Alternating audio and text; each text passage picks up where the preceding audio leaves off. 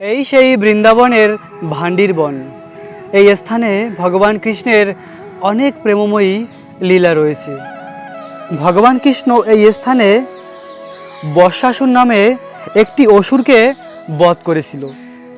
এই সেই দুর্লভ স্থান যে স্থানে কৃষ্ণ বর্ষাসুরকে বধ করেছিল এবং এই বনেই হয়েছিল রাধা কৃষ্ণের বিবাহ। বৃন্দাবনের এই ভান্ডির বনে রাধা কৃষ্ণের বিবাহ হয়েছিল। এই সেই দিব্য স্থান বটবৃক্ষ। এই বটবৃক্ষর নিচেই স্বয়ং ব্রহ্মাজি এসেছিল রাধা কৃষ্ণের বিবাহ করানোর জন্য। সখারা ঘর থেকে কৃষ্ণের জন্য মিঠাই লাড্ডু বানিয়ে নিয়ে আসতো এবং কৃষ্ণকে খাওয়াতো। রাধারানী কৃষ্ণকে মালা পরাচ্ছে আর কৃষ্ণ রাধারানীকে। আহা হা, মধুর এই